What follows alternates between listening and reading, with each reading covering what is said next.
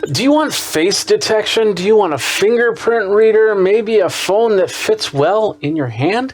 How about a camera that replaces your DSLR? Both Apple and Google came out with stellar phones for all of your needs, but is it enough for you to actually buy a new phone or even switch devices? We'll look at both. We'll look at all the pros and cons with both of these devices.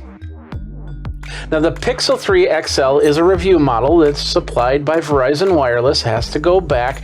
The iPhone XS Max is my personal phone, and of course, all opinions are that of Geekazine.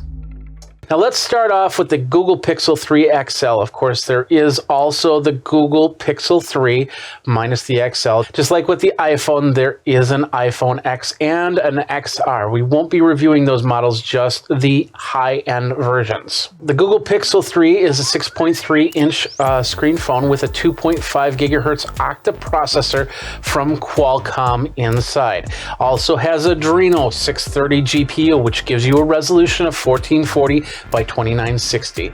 It has 4 gigabytes of RAM in it and a minimum storage of 64 gigabytes. There is no card expansion into this. Of course, the latest version of Android in Android Pie 9.0 is on the phone. The device has stereo speakers front-facing, so it does affect the screen size. For example, that little notch on top is a little bit deeper than that of the iPhone. Inside is a battery, 3430 milliamps, non-removable lithium ion. 8-watt Qi wireless charging is also available, charging the phone at about 20% an hour via the Qi charger. Now, the phone will charge a lot faster when actually plugged into the USB-C cable. Security fingerprint is on the back side of the device. The connection via the USB-C cable port available on the bottom, running USB 3.1, has Bluetooth 5.0, dual band hotspot 802.11 AC Wi-Fi, and NFC is available. Now let's talk about the camera, because, as we start to get closer to taking 2 trillion digital photos, this is probably the most important part of a lot of people's phones. The Pixel XL has a 12.2 megapixel main camera and an 8 megapixel front camera. Both have the auto HDR options, and the main camera supports a dual LED flash and panorama options. The video on the main camera can be created up to 2160 at 30 frames per second. That's also known as UHD. It's technically not 4K, but for our desires at this point in time, that's what we have. You can also do 720p at 240 frames per second, or is known as slow motion recording. The selfie camera video can do 1080p at 30 frames per second. So these are the features of the Pixel 3 XL, but what are the features that the Pixel has that the iPhone doesn't? Well, we'll start with the fact that it has a fingerprint reader for secure login without a password. Interesting enough, older Google phones used to have facial recognition, but don't anymore.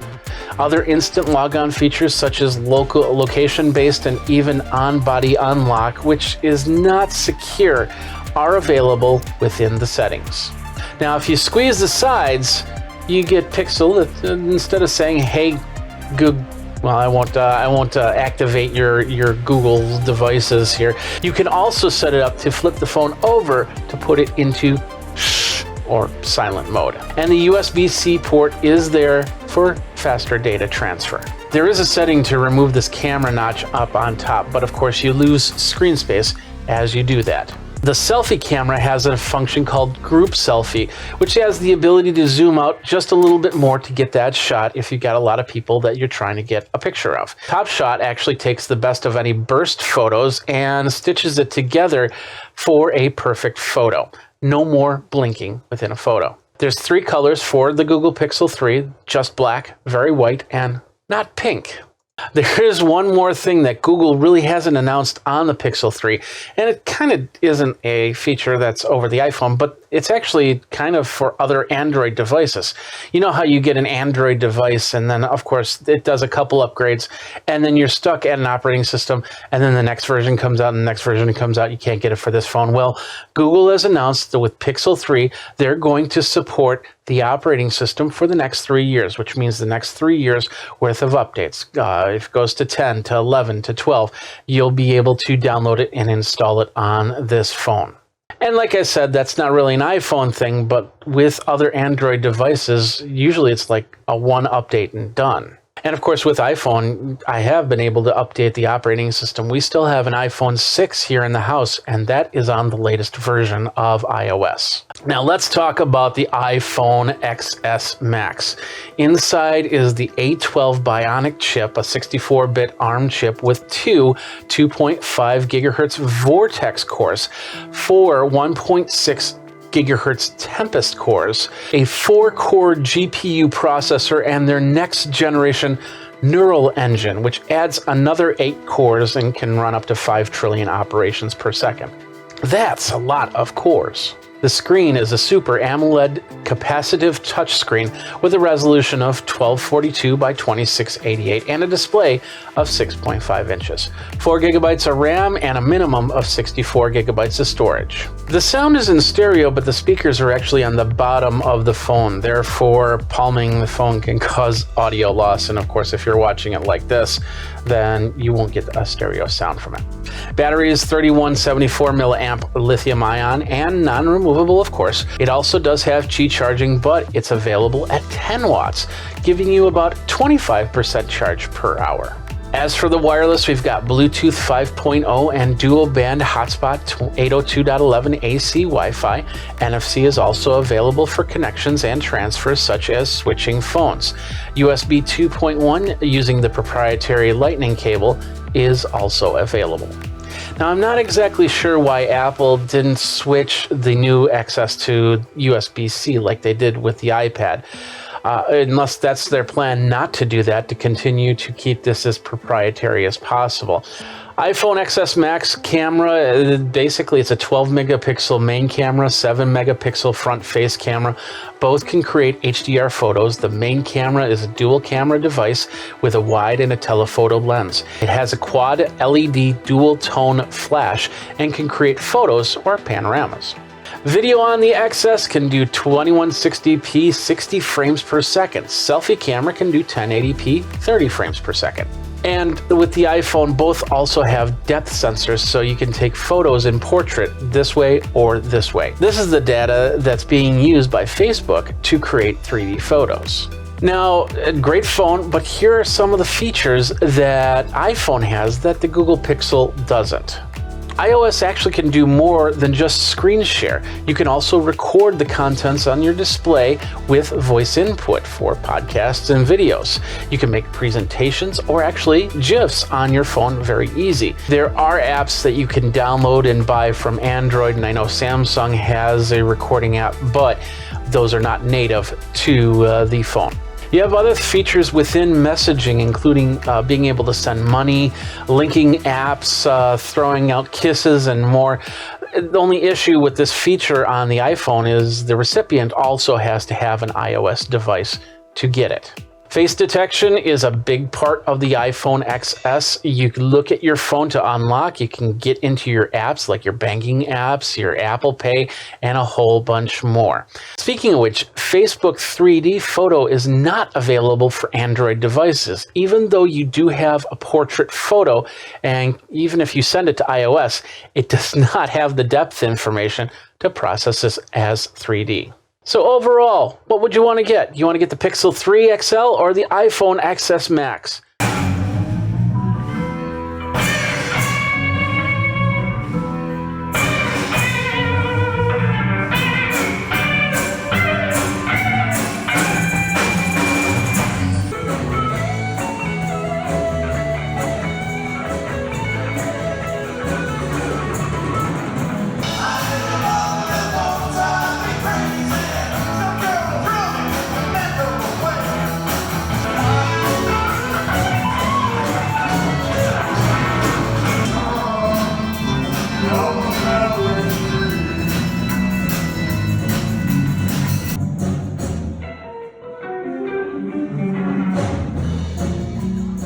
Now, there's a good reason why I have an iPhone over any Android device, and that is simply put music apps. I can do a lot more with an iPhone creating music and whatnot than I can with an Android device. And a lot of music programs, hardware and software, is for the iOS and not as much for the Android. You can get some apps there, don't get me wrong, but there are latency issues when it comes to Android that hasn't really been addressed or fixed or whatever. Now, since iPhone outsells high-performance Androids like the Pixel 3, in major tech countries, it basically makes sense to focus on the performance of iOS apps over Android. Keep in mind, Android can be put on many devices, so overall sales basically go to this platform over iOS. For you, there might be reasons why you prefer Android over the iPhone or the Google Pixel 3 over the iPhone. Whether it be the functionality of the Google Home or the use of Google apps like the calendar, the maps, documents, or possibly the functionality of augmented reality and virtual reality, which Android is way farther in than with iPhone. In fact, there is an app in here that allows the Hulk to fly behind you, or Captain America, or another Marvel character. These are high-end phones, but still the price will probably be a big factor. For instance, the iPhone XS Max 64GB model starts at $1,099. The Pixel 3 XL is $899. And I bet you if you go to your carrier, you'll get deals, you'll get monthly installments, so you don't have to pay that all outright. But if these are unlocked phones, that is the price you'll have to pay at this point in time. Also keep in mind, we did not review the other versions of the iPhone or the Pixel 3. The Pixel 3 starts at $799, the regular one, and the iPhone XS is $999. The XR is $749 and has less features than these two phones right here. But ultimately, these are the top of the line at this point when it comes to Android and it comes to iOS or iPhone. So which one are you looking at? Which one are you planning to get? Are you going to be getting them for gifts for the holidays? Are you planning to get them for yourself for the holidays? Hey, there's many different ways to do that. You can check all this out. Of course, this is up on Verizon Wireless, and of course you can go to the Apple Store to check out iPhones. You can get both of these in unlocked models or on networks. And of course, if you want me to review a phone of any type, let me know by tweeting me over at Geekazine. Of course, geekazine@gmail.com. If you're on YouTube, go down, like, subscribe, and comment in the show notes. Hit the bell for notifications on the next video over at Geekazine. Jeffrey Powers here for Geekazine. Until next time, you guys geek out and take care. And let me know which phone you're going to get in the long run.